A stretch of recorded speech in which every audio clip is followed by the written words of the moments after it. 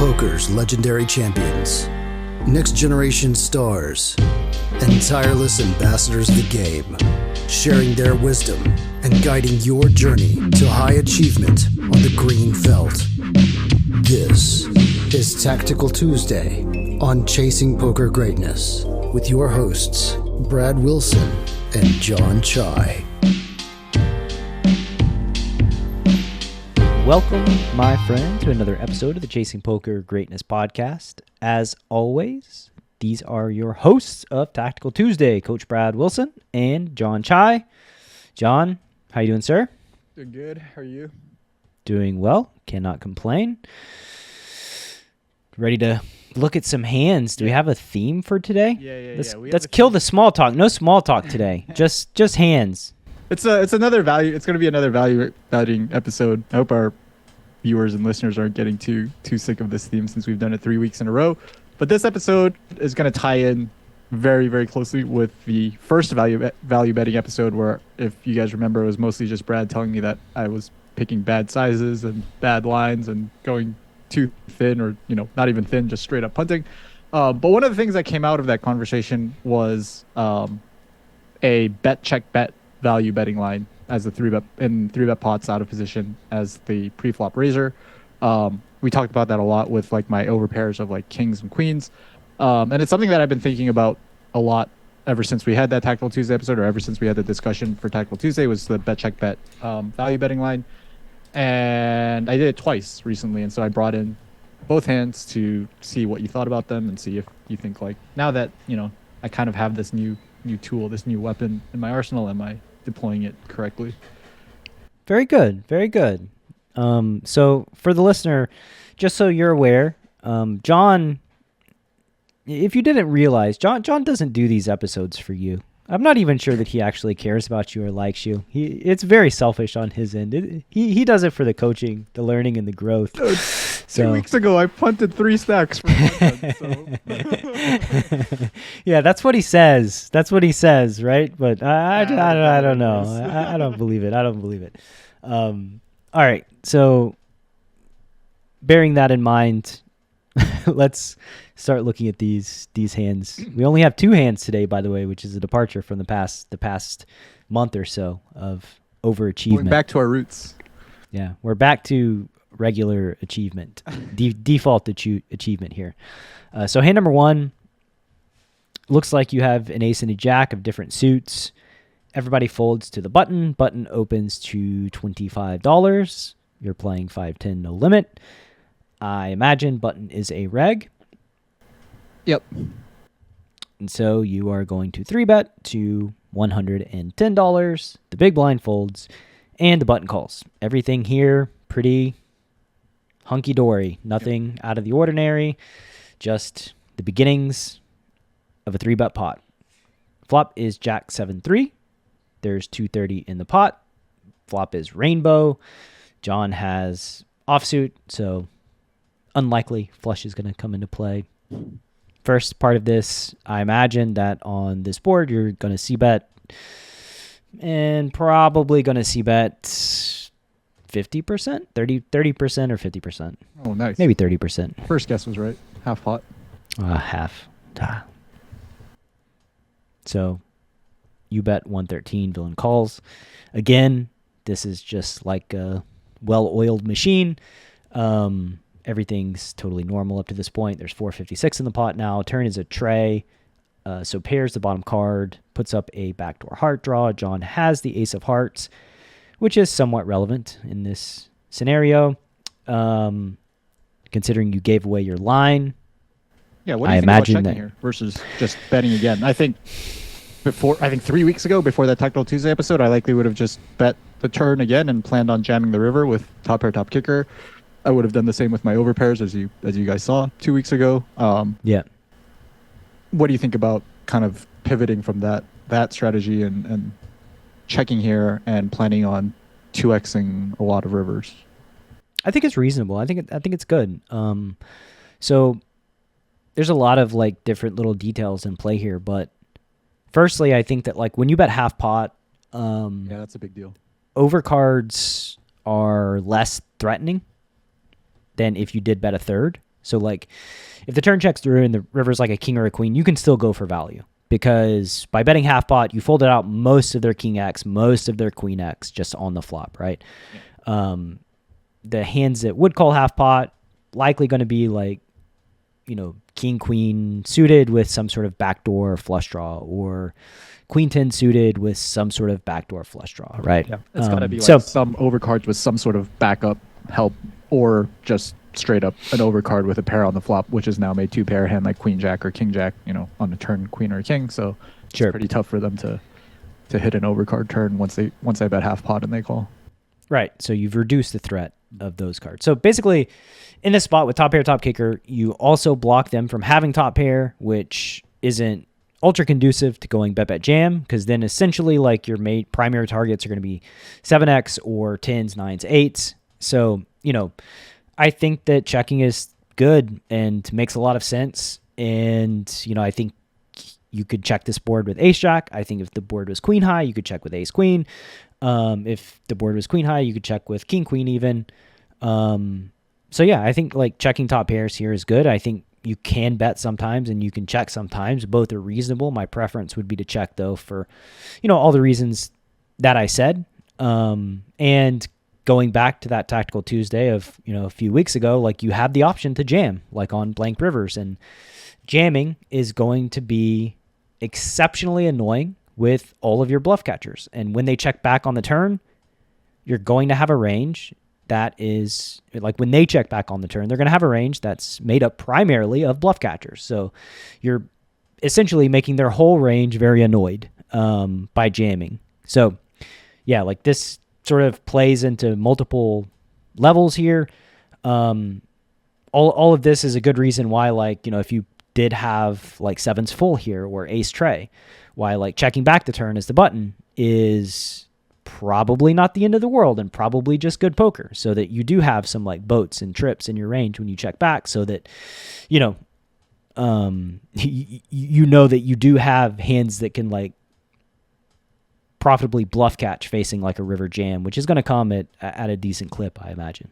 Yeah. So anyway, like that would definitely like inject so much doubt into my strategy in my mind too. If I just jam the river into check back trips or check back boat or something like that, and like it would go a long ways in terms of like kind of like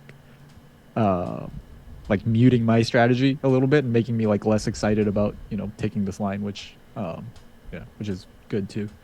Yeah, I mean it's a natural defense, right? And with the SPR being what it is, like even if you check back the turn with a boat, you can still jam the river. There's no like law against like not, you don't have to jam the river versus like a river check. So like, yeah, I mean to me it makes a lot of sense. And the reality is though that like even if it does like mute your strategy, as you said, it's hard to have a boat and it's hard to have trips. Like that's the downside is like you have like a very, very limited amount of these like invincibility stars that you can check back the turn with that make you feel just super good inside and well protected and, warm and comfy. And the downside is you've got a lot more hands like 10s and 9s and 8s and 7x that feels less comfy facing a river jam. So anyway, all right, lots of detail there about the turn check that we already knew you were going to take. Turn goes check, jack. River's a 4.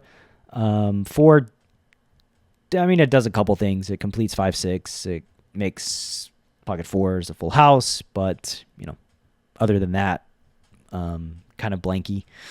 Like, realistically speaking, a 4, a 5, I guess a 4, a 6, an 8, a 9, a 10. Like, all those cards are somewhat, they're just going to complete some straight. So, yeah.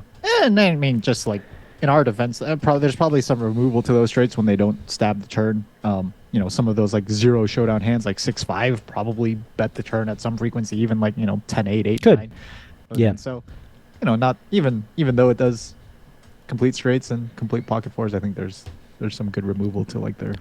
What you gonna do? What you gonna do? Yeah, they got 5-6. They got 5-6. What river was I hoping for, right? Yeah, exactly. The jack. A heart would be much worse, I think. Especially because the jack is not a heart. I would be like, I'm not sure how great I would feel about jamming on a heart. Just because they have a lot of combo, like queen jack, king jack, jack 10, even like king queen of hearts. We would expect to, king queen of hearts, 8 9 of hearts, 9 10 of hearts. Yeah. Just so many different heart combos that would be a little bit more menacing. But 4 of diamonds, good enough. And yeah, you're just going to rip the river. Mm-hmm. Very good. John rips. There's 456 in the pot. Final board, by the way, flop is jack 7 tray, turn tray, river 4. John rips 777 into 456. Villain calls with 2 9s, and you win. Yeah. Well done.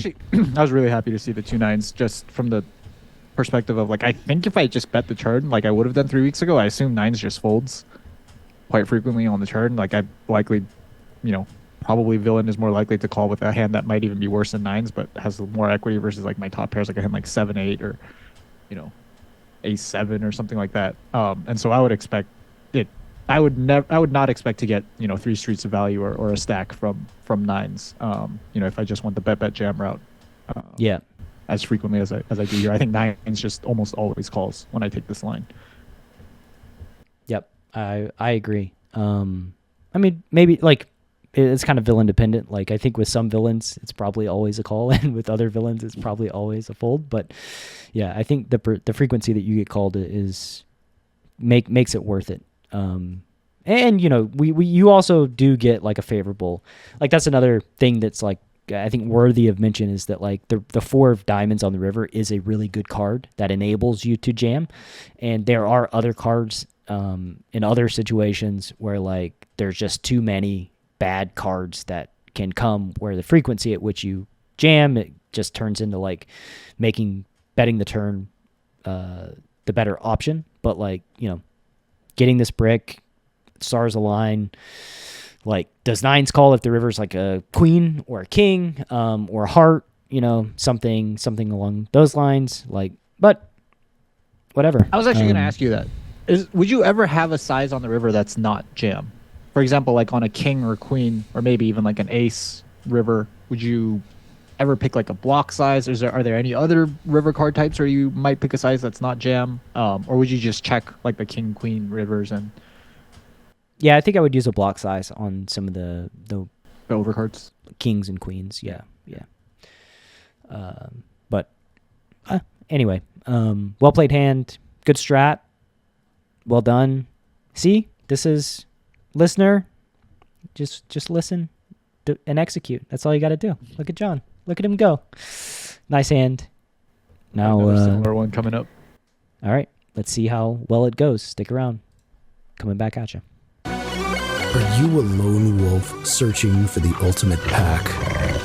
The CPG Wolf program is a close-knit brotherhood hell-bent on one thing only: chasing poker greatness. Powered by bleeding-edge wolf strats and led by Coach Brad and his lieutenants, CPG Wolves are systematically prepared for almost any spot they'll encounter on the green felt.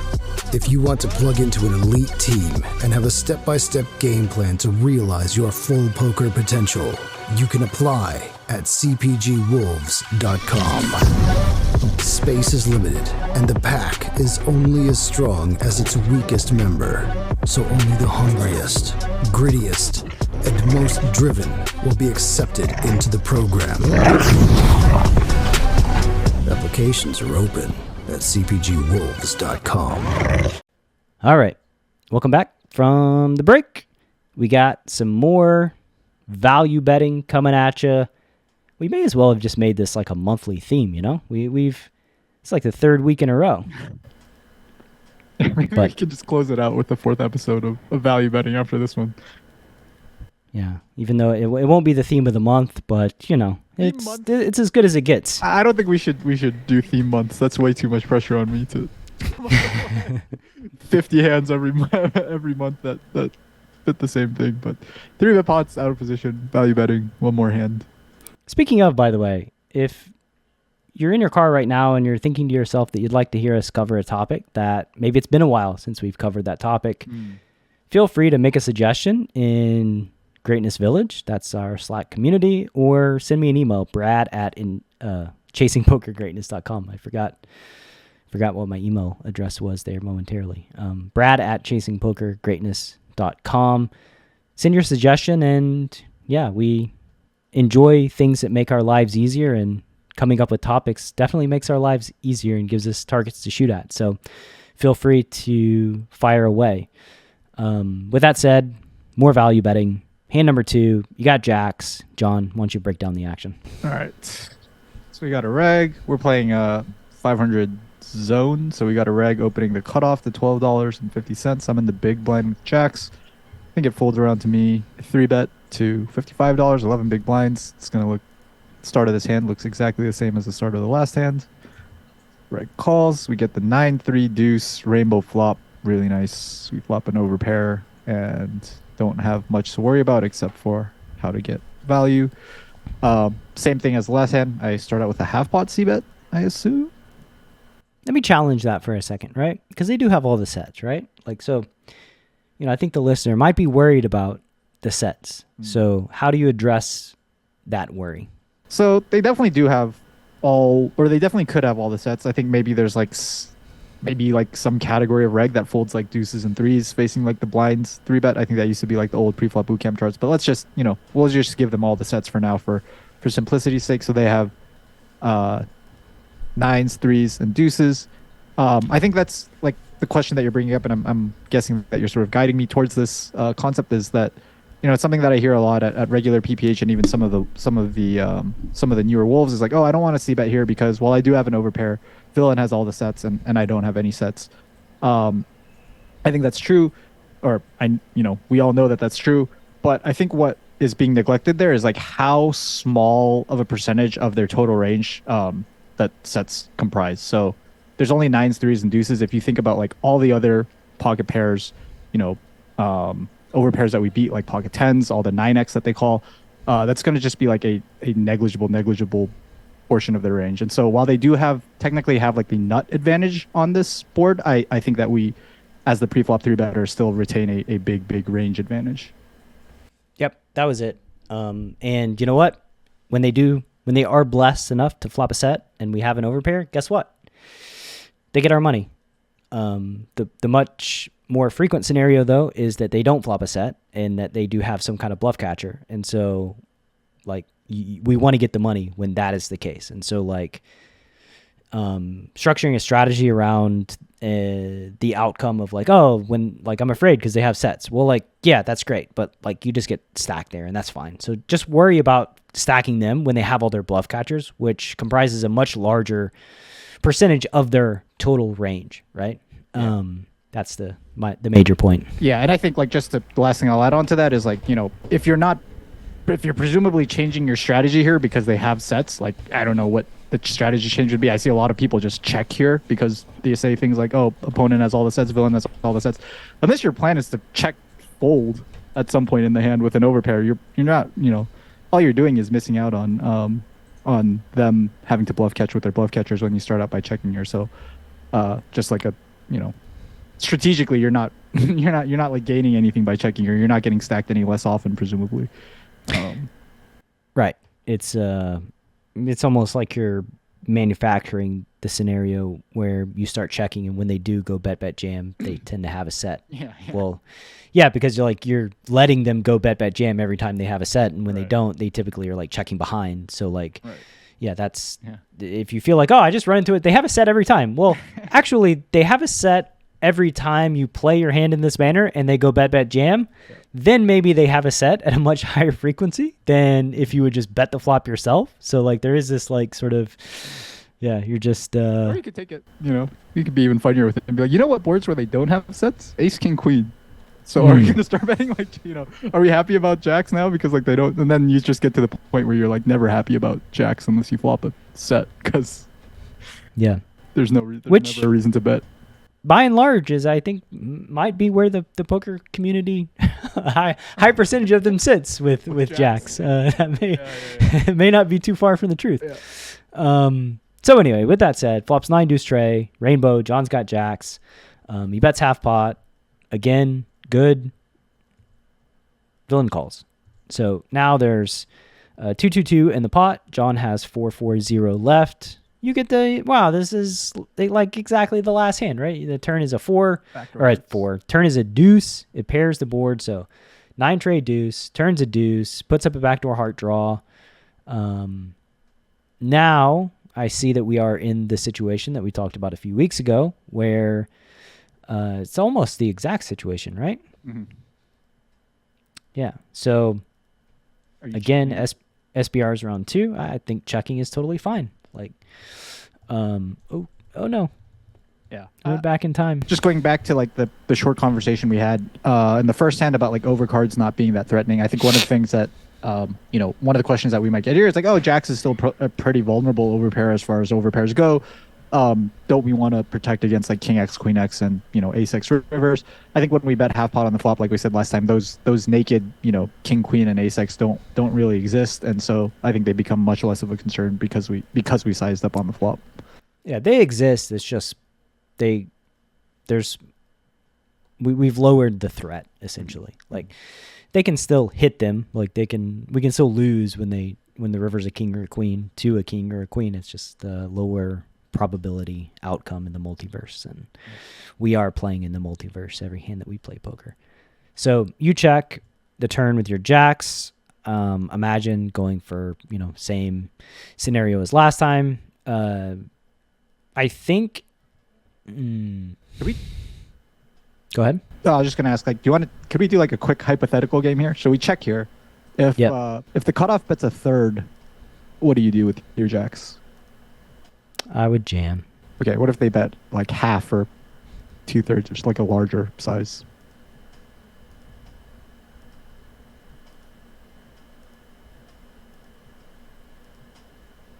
I would jam. Okay. Yeah, that just clears up. I mean, we both of these hands go check on the turn, but I think there definitely is a question of like, what would we do with our overpair if we faced a turn float of different sizes? Yeah. I would definitely jam. In either case, I believe. Check. River's an 8, which is a little bit more threatening than the 4s, but it is what it is. Still just promotes pocket 8s to a boat. So whatever. That's it, Now, you basically just get to jam the river, I imagine. Yep. So we do follow through and stick with the same strategy as the last hand. Go bet check bet with a 2x river jam. Villain clicks call with the pocket 4s. Probably Maybe they another hand thought that they folds to the turn c bet. Maybe. I don't know. Like, maybe. I think that it might fold to turn c-bet. Probably folds to river jam.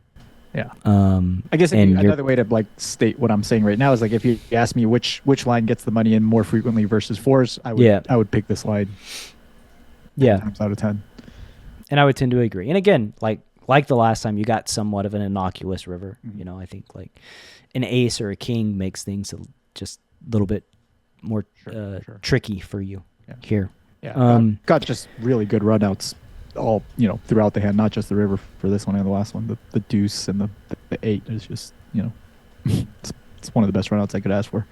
Yeah. So in this multiverse, you got favorable conditions, and you maximally leverage them to your advantage and played well. 9 river. Oh man. I gotta do this to me, John. I gotta do yes, this to right? me. I'm pretty sure the answer is yes. For you. So I think the 9 of hearts would be different. There's 3 9s. The 9 of hearts I would be less inclined to jam on. Although I don't really know why. I guess that like my perception is that they're gonna they'll see our value jam on the river as like to include overpairs and not just be like 9s full. And on the flush completer, I just think overpairs are more vulnerable when the backdoor flush completes. A regular 9, I don't know. I don't know what I do. I guess. Help me out, John. What would you do? What's your opinion? I would just jam. We get called by fours here. Is fours any different on a 9 river? Probably not. Maybe even No. better. Well, it is different. It is different because on a 9 river, villain knows they have 9x in their range. Yeah. And that's like a very important point. When you know that you're protected and you have like a boats that you can call the jam with, I think that's really, really important psychologically to the opponent because that gives them more leeway to fold like 4s or 5s or 6s because they think, well, I do have calls here. I have very natural calls. And so because I have very natural calls, that means that I get to fold my bluff catchers. So I do think that there is something to the 9 specifically that makes me hesitant to just rip it in. Yeah. Okay. So you check. I'm not saying that I definitely don't check. I just don't know that I go for the 2x jam. Okay. Yeah, you just target 4s with a different size. Yeah. I think that would be how that would play out. But cool.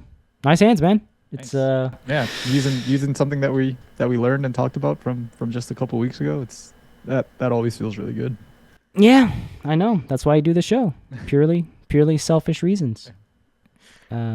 Thanks for listening, guys. Anyways, I'm glad I got better. Don't know how you're going to do next session, but John's going to play better. So, all right. Thanks for listening. Been a great time, and see you next week. That's all I got. See you next week. Thanks for listening to Chasing Poker Greatness. You can subscribe on Apple Podcasts or on your favorite podcast app. Go to chasingpokergreatness.com to get the newsletter.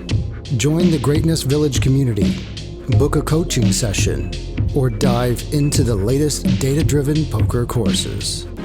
Follow the show on Twitter @CPG Podcast.